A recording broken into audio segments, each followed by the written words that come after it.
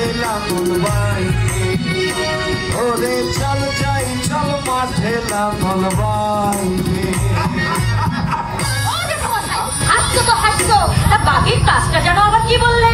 Doctor বাবুর হাতের সঙ্গে তোমার হাতটা মিলিয়ে দেওয়া মা।